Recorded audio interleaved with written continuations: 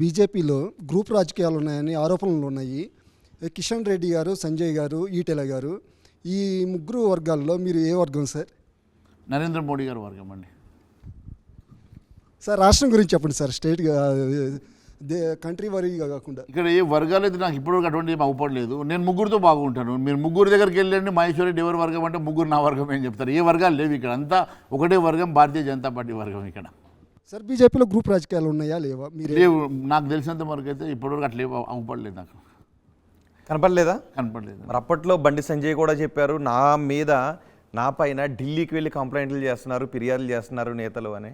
అంటే ఇప్పుడు కాంప్లైంట్స్ అని అంటే సార్, ఇప్పుడు కొన్ని ఇష్యూస్ ఉన్నప్పుడు ఇక్కడ మాట్లాడిన ఇష్యూస్ హైకమాండ్ నోటీస్ తీసుకెళ్ళడం అనేది సహజం. డస్ ఇట్ మీన్ దట్ అక్కడ ఒక గ్రూప్ అని అయితే నేను అనుకోను. ఇప్పుడు నా మీద కోపం ఉండి ఇక్కడ ఎవరన్నా వెళ్ళి ఢిల్లీలో కంప్లైంట్ చేసినంత మాత్రం అదొక వర్గం అని. అంటే మొన్న జరిగిన అసెంబ్లీ ఎన్నికల్లో గ్రూపుల వల్లే గెలుస్తారనుకున్న వాళ్ళు ఓడిపోయారు, అంచనాలు లేని వాళ్ళు 8 మంది గెలిచారు అని చర్చ నడిచింది. అంటే ఇష్యూ అట్లా ప్రజల తీర్పు ఎట్లా ఉంటుంది సార్, కొన్నిసార్లు ఇప్పుడు గతంలో జైన్ పర్సనాలిటీ అనుకునేటువంటి నాయకులు కూడా ఓటమి తప్పలేదు. ఇప్పుడు ఆ రోజు ఇందిరాగాంధీ దగ్గర నుంచి పడితే మొన్న పవన్ కళ్యాణ్ వరకు, లేకుంటే మీరు ఎవరిని తీసుకున్నా కూడా జైన్ పర్సనాలిటీస్ ఎవరికి ఓటమి తప్పలేదు. ఓటమి గెలుపు అనేది ప్రజలు నిర్ణయించేటప్పుడు వాళ్ళు చాలా తెలివైనటువంటి వాళ్ళు, ప్రజలకు మించినటువంటి తెలివైనటువంటి వాళ్ళైతే ఈ ప్రజాస్వామ్యంలో ఎవరు ఉండరు. నాకు తెలిసినంత మటుకు ప్రజలు ఏదైనా నిర్ణయం తీసుకుంటే బహుశా ఆలోచించే నిర్ణయం తీసుకొని ఉంటారు. కొన్నిసార్లు అక్కడ సిచ్యువేషన్స్, లేకుంటే అక్కడ ఉన్నటువంటి పరిస్థితులు, అగేన్స్ట్ క్యాండిడేటో, లేకుంటే డబ్బు ప్రలోభాలు. అలా కాదు కదా, బలమైన నేతలు అనుకున్న వాళ్ళందరూ ఓడిపోయారు. సోయం బాపురావు దగ్గర నుంచి, బండి సంజయ్ దగ్గర నుంచి, ధర్మపురి అరవింద్ దగ్గర నుంచి, ఈటెల రాజేందర్. అంటే గ్రూప్ తగదాలు అంటే అది కాదండి గ్రూప్. నేను ఇక్కడ ఏమనుకుంటున్నానంటే బహుశా స్టేట్ అంతా కూడా యాంటీ టీఆర్ఎస్ వేవ్ నడిచింది. కానీ ఉత్తర తెలంగాణలో కొంత మటుకు టీఆర్ఎస్ ప్రెజెన్స్ కొంత మటుకు ఉండే. సో ఎక్కడైతే ట్రయాంగిల్ ఫైట్ వచ్చిందో అక్కడ కొంచెం భారతీయ జనతా పార్టీ నష్టపోయింది. ఎక్కడైతే ఒక పార్టీ పూర్తిగా ఎలిమినేట్ అయిందో అక్కడ భారతీయ జనతా పార్టీకి లాభం జరిగింది. సో ఆ పరిస్థితిలో మీరు చూసుకోండి. ఇప్పుడు నిర్మల్లో ఉంది. నిర్మల్లో నేను గెలిచిన దగ్గర కాంగ్రెస్ పార్టీ డిపాజిట్ పోయింది. ముదోల్లో కాంగ్రెస్ పార్టీ డిపాజిట్ పోయింది. సిర్పూర్ కాగజ్ నగర్లో కాంగ్రెస్ పార్టీ డిపాజిట్ పోయింది. అట్లా మీరు ఎక్కడెక్కడైతే మీరు భారతీయ జనతా పార్టీ గెలిచిందో అక్కడ ఏదైనా ఒక పార్టీ ఎలిమినేట్ అయితేనే ఆ పార్టీకి. నేను ఇందాక మౌలి గారు అడిగిన క్వశ్చన్ మళ్ళీ నేను రిపీట్ చేస్తాను. అధ్యక్ష మార్పు జరగకపోయిండుంటే ఫలితం వేరే రకంగా ఉండేది అని కొంత చర్చ నడిచింది. నేను దానికి ఏకీభవించాను. నేనేమనుకుంటున్నానంటే భారతీయ జనతా పార్టీలో నరేంద్ర మోడీ గారి చరిష్మా, నరేంద్ర మోడీ గారి నాయకత్వమే ప్రజలు కోరుకుంటున్నారు. ప్రజలు ఓటేసే ప్యాటర్న్ కూడా నరేంద్ర మోడీ గారిని చూసే ఎలక్షనింగ్ అవుతున్నది. కొంతవరకు మీరు అన్నట్టు నాయకత్వం, స్థానిక నాయకత్వం అనేది కొంతవరకు అక్కడక్కడ ప్రాంతం లోపల కొంతవరకు ఉన్నప్పటికీ కూడా అది మేజర్ కన్సర్న్ ఉండదు, మేజర్ ఇంపాక్ట్ ఉండదు.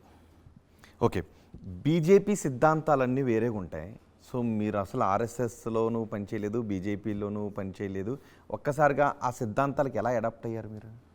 ఇప్పుడు మనము బేసికల్గా 2 ఇష్యూస్ వస్తాయి సార్. ఇప్పుడు మనం ఏ పార్టీలో మనము మన భవిష్యత్తుని నిర్ణయం చేసుకుంటామో ఆ పార్టీకి మనం అడాప్ట్ అవుతుంటాము. ఇప్పుడు ఆర్ఎస్ఎస్ నుంచే రావాలి భారతీయ జనతా పార్టీ కానీ, లేకుంటే విశ్వ హిందూ పరిషత్ నుంచే రావాలి భారతీయ జనతా పార్టీ కానీ, ఎక్కడ కూడా అలాంటి గైడ్ లైన్స్ కానీ అటువంటిది ఏమి ఉండదు. ఇప్పుడు మీరు అంటే బీజేపీ సిద్ధాంతాలు టోటల్గా వేరు, మీరు గతంలో పనిచేసిన పార్టీ సిద్ధాంతాలు సార్ ఏదేమైనా సిద్ధాంతాలు ఏమన్నా అల్టిమేట్లీ అది ఒక పొలిటికల్ పార్టీ, అల్టిమేట్లీ ప్రజలకు సంక్షేమానికి పనిచేయాల్సినటువంటి పార్టీ. పొలిటికల్ పార్టీగా ఆవిర్భవించినటువంటి ఏ పార్టీ అయినా చివరికి ప్రజల కోసం, ప్రజల సంక్షేమం కోసం మాత్రమే పనిచేయాలి. కాబట్టి అల్టిమేట్గా ప్రజల మన్నన పొందాలంటే, ప్రజల ఒక మమేకం కావాలనంటే అవి మనం తీసుకునేటువంటి మరి మేనిఫెస్టో కానీ మనం తీసుకునేటువంటి సబ్జెక్టే చాలా ఇంపార్టెంట్ అవుతుంది. బీజేపీ సిద్ధాంతాలు ఎట్లా ఉన్నా మనం అడాప్ట్ చేసుకుంటాం. ఎందుకంటే ఆ పార్టీలో ఎప్పుడైతే మనము మన పార్టీలో మనకు పనిచేయాలి, దీర్ఘకాలంగా పనిచేయాలన్నప్పుడు ఖచ్చితంగా ఆ పార్టీలో ఉన్నటువంటి సిద్ధాంతం మనం అడాప్ట్. ఓకే, అసలు నిర్మల్లో ఇంద్రకరణ్ రెడ్డిని కాంగ్రెస్లోకి తీసుకుని రావాలనే ప్రయత్నాలు కోమటిరెడ్డి చేస్తున్నారు కాబట్టి మీరు కోమటిరెడ్డిని తీవ్రంగా వ్యతిరేకిస్తున్నారు, అందుకనే మీరు ఈ ఆరోపణలు అన్నీ చేస్తున్నారు. చూడండి, ఆయనకు 76 ఏళ్ళు పాపం ఇంద్రకరణ్ రెడ్డి గారికి. ఏదో రిటైర్మెంట్ బెనిఫిట్స్ కోసం ఇప్పుడు ఇంకో 4-5 ఏళ్ళు ఏదో చిన్నగా ఆయన ఎక్కడో పోయి చిన్న పైరులు చేసుకోవడానికి అంటే 60 సంవత్సరాలు అంటే రాజకీయాల్లో మధ్య వయసు. 76 సంవత్సరాలు. రాజకీయాల్లో మధ్య వయసు 50 సంవత్సరాలు. ఇప్పుడు వచ్చే ఎన్నికలకు 81 సంవత్సరాలు ఉంటాయి. ఆ 81 సంవత్సరాల పెద్ద మనిషి గురించి నేను మాట్లాడాలా? ఇప్పుడు ఇక ఆయనకు కూడా తెలుసు మళ్ళీ ఎలక్షన్లో మళ్ళీ నిలబడేడు చేసుడు చేత కాదు కాబట్టి ఉన్న 4 రోజులు ఏదో రిటైర్మెంట్ బెనిఫిట్ దొరికితే అటు ఏడు తిరుగుతాడు. అలాంటి వాళ్ళ గురించి నేనేం మాట్లాడాలి? ఏంటి రిటైర్మెంట్ బెనిఫిట్స్? ఏదో ఇప్పుడు రిటైర్మెంట్ కాలంలో 4 రోజులు ఉంటే రూలింగ్ పార్టీలో ఉంటే 4 పనులు జరుగుతాయి, ఏమన్నా పోతారు. పాపం ఆయనను కూడా రాణిస్తలేరట. ఇప్పటికే 3-4 సార్లు అటు ఇటు తిరిగి వచ్చిండు, రాణిస్తలేరని తెలిసింది. రానవట్లేదా లేకపోతే వెళ్ళకూడదు అని మీరేమన్నా? నాకేం సంబంధం అండి, ఆయన పోయే పార్టీ వేరు, ఆ మనిషి వేరు, నాకేం సంబంధం? What I'm concern. మీరు ఆహ్వానించలేదా? బీజేపీలోకి ఆహ్వానించలేదా ఇంద్రకరణ్ రెడ్డిని? ఎవరు? ఇంద్రకరణ్ రెడ్డిని అడగండి, మీరు వస్తాడు నేను తీసుకుంటాను. మీకు అభ్యంతరం ఏం లేదా? నాకేం ఆబ్జెక్షన్ లేదు. ఆయన ఎక్కడి నుంచి ఇస్తారు టికెట్? ఎక్కడి నుంచి ఇస్తారు? అప్పుడు బైఫర్కేషన్ అవుతుంది కదా, అప్పుడు చూద్దాం ఏడన్నా. లేకుంటే ఎక్కడో ఒక చోటు. కిషన్ రెడ్డి గారు, మీరు నయా గాలి జనార్దన్ అని చెప్పేసి కోమరెడ్డి ఆరోపించారు. ఈటలకు కిషన్ రెడ్డికి వెన్నుపోటు కూడా పొడుస్తారని చెప్పారు. ఏమైనా వాస్తవం ఉందా దాంట్లో? చూడండి, ఒకటి మహేశ్వర్ రెడ్డికి అలాంటి చరిత్ర ఉన్నదా ముందు? ఫస్ట్ మహేశ్వర్ రెడ్డి గత చరిత్ర ఏంది? మహేశ్వర్ రెడ్డి అలాంటి వ్యక్తి బ్యాక్ స్టాప్ చేసేంత మహేశ్వర్ రెడ్డి వ్యక్తి కాదు, అంత శక్తి లేదు నాకు. అంటే అంత శక్తి లేకుండానే మళ్ళీ మొదటిగా రావాల్సి వస్తుంది. అంత శక్తి లేకుండానే 5 మంది ఉన్నారు, మీకు షిండే బాధ్యతలను నమ్మకం లేక అప్పగించలేదు అని అంటారా? చూడండి, 48 టైం కూడా పెట్టారు మీరు, 48 గంటలు. అంటే ఒకవేళ అవకాశం వస్తే బీఆర్ఎస్తో కలిపి గవర్నమెంట్ని ఫామ్ చేస్తారా, లేకపోతే కాంగ్రెస్ నుంచి వాళ్ళ మీ పార్టీలోకి వచ్చేసిన ఎమ్మెల్యేలతో గవర్నమెంట్ని ఫామ్ చేస్తారా? మాకు అటువంటి అవసరమే లేదు సార్. మేము ప్రజల మ్యాండేట్ తీసుకొని ప్రజల పక్షాన్ని నిలబడి పోరాటం చేసి ఖచ్చితంగా రేపు ఎన్నికల్లో గెలిచి 80 మందితో వస్తాం. బీజేపీకి ఎన్ని ఎంపీ సీట్లు వస్తాయి అనుకుంటున్నారు మీరు? బీజేపీకి ఎంపీ సీట్లు వస్తాయి తెలంగాణలో? 80 సీట్లు వస్తాయండి. ఎంపీ ఎలక్షన్లో 10 to 12, 10 నుంచి 12 సీట్లు వస్తాయి. ఎలక్టోరల్ బాండ్ల విషయంలో బీజేపీ బాగా బదనామైంది. ఇదంతా ఒక క్విడ్ ప్రోకో వ్యవహారం. చాలా అవినీతి కంపెనీలు, అవినీతికి పాల్పడ్డ వ్యక్తుల దగ్గర నుంచి డబ్బులు తీసుకున్నారు, ఒక రకంగా ఇండైరెక్ట్గా లంచాలు తీసుకున్నారని ఆరోపణ. దీని ఎఫెక్ట్ ఎలా ఉంటుంది? చూడండి, ఈరోజు 3,500 కోట్ల రూపాయలు ఇన్కమ్ ట్యాక్స్ డ్యూస్ ఉన్నాయి. ఇన్కమ్ ట్యాక్స్ కాంగ్రెస్ పార్టీకి ఒక నోటీస్ పంపించింది. అది కూడా మాకే రుద్దే ప్రయత్నమే జరుగుతా అంటే ఇక మేమేం చేయాలండి? ఆ statutory body income tax, independent bodies కూడా వాళ్ళు చేసే పని. ఈడీ చేయకుంటే భారతీయ జనతా పార్టీ, ఈడీ చేస్తే భారతీయ జనతా పార్టీ, ఇన్కమ్ ట్యాక్స్ చేస్తే భారతీయ జనతా పార్టీ, ఇన్కమ్ ట్యాక్స్ చేయకుంటే భారతీయ జనతా పార్టీ, అన్నిటికీ భారతీయ జనతా పార్టీని బ్లేమ్ చేస్తే. కానీ మీరే ఆరోపిస్తున్నారు, మీరు మీ నాయకులందరూ కాళేశ్వరంలో 1,00,000 కోట్ల అవినీతికి పాల్పడ్డారని. అట్లాంటి కాంట్రాక్టర్ మెగా కృష్ణారెడ్డి దగ్గర నుంచి ప్రధానంగా వచ్చిన ఎలక్టోరల్ బాండ్లు మీ పార్టీకి, బీఆర్ఎస్కి. అట్లాగే ఫ్యూచర్ గేమింగ్ అత్యంత అవినీతి ఆరోపణలు ఎదుర్కొన్న కంపెనీ. ఇట్లాంటి అవినీతికి పాల్పడ్డ కంపెనీల నుంచి మీ పార్టీకి అది డబ్బులు రావటం వల్ల మీ ఇమేజ్ మస్కబారిందా లేదా? అది ఎల్ఎన్టీ చేసింది.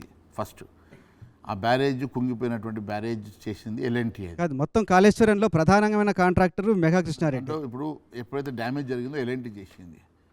దాంట్లోనే సిబిఐ ఎంక్వైరీ చేయాలని మేమే డిమాండ్ చేస్తున్నాం. ఇప్పుడు సిబిఐ ఎంక్వైరీ జరిగి ఖచ్చితంగా నిందితుల్ని కటకటాల పాలు చేయమని చెప్పి మేమే డిమాండ్ చేస్తూ ఉన్నాం.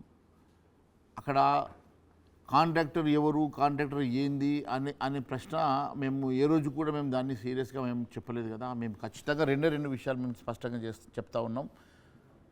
కాళేశ్వరంలో 1,00,000 కోట్ల రూపాయలు అవినీతి చేసినటువంటి ఏ కాంట్రాక్టర్ అయినా, ఏ ప్రభుత్వం అయినా, ఏ వ్యక్తి అయినా, ఏ నాయకుడైనా ఆయనను శిక్షించాల్సిందని మేము డిమాండ్ చేస్తాం.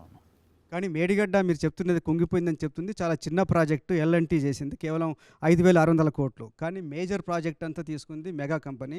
ఆ కంపెనీ నుంచి మీ పార్టీకి ఎలక్టోరల్ బాండ్ల రూపంలో 100 కోట్లు వచ్చిన మాట నిజం కాదా? నిజం కాదండి. మాకు ఆయనతో ఏం సంబంధం లేదు. ఎలాంటి బాండ్లు మాకు ఇవ్వలేదు, ఎలాంటి బాండ్లు మాకు బయట మెగా కంపెనీ నుంచి మీ పార్టీకి అవన్నీ తప్పుడు ఆరోపణలు, మీ పార్టీకి ప్రధానంగా ఎక్కువ వచ్చినాయి అనేది అవన్నీ తప్పుడు వార్తలు, అవన్నీ పనికి మాలిన మాట్లాడే మాటలు. కానీ మేము ఎక్కడ కూడా అలాంటి బాండ్లు తీసుకునే కర్మ భారతీయ జనతా పార్టీకి పట్టలేదు. భారతీయ జనతా పార్టీకి అసలు భారతీయ జనతా పార్టీ ఏ ఎన్నికలైనా డబ్బులు ఖర్చు పెట్టి గెలిచిందండి? భారతీయ జనతా పార్టీ ఏ రోజైనా డబ్బులు ఖర్చు పెట్టదు, ఎలక్షన్లో ఖర్చు పెట్టదు, దేంట్లో ఖర్చు పెట్టదు.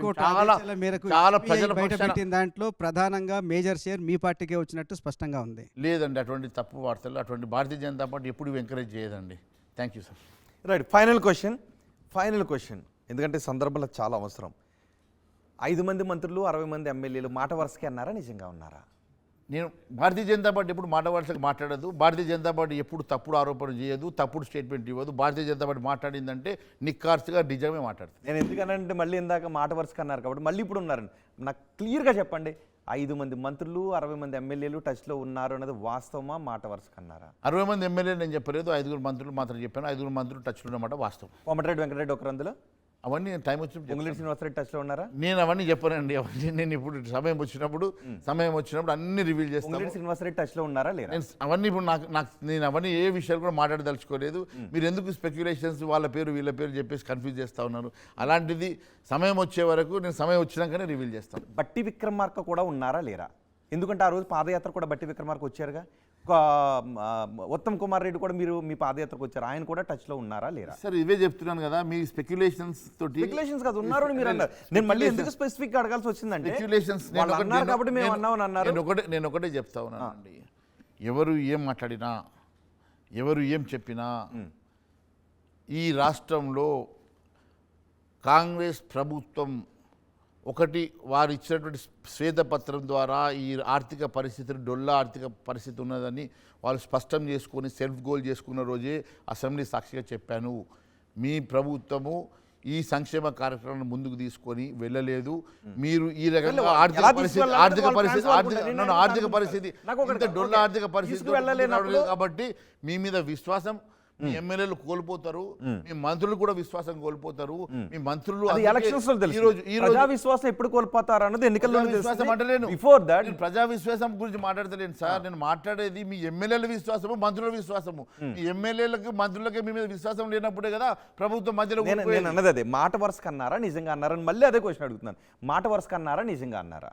5 మంది మంత్రులు 60 మంది ఎమ్మెల్యేలు మాట వరుసగా అన్నారా నిజంగా? ఎన్నిసార్లు అడిగినా నేను ఒకటే మాట చెప్తా ఉన్నాను, భారతీయ జనతా పార్టీ మాట వరుసకు తప్పుడు స్టేట్మెంట్లు ఇవ్వదు.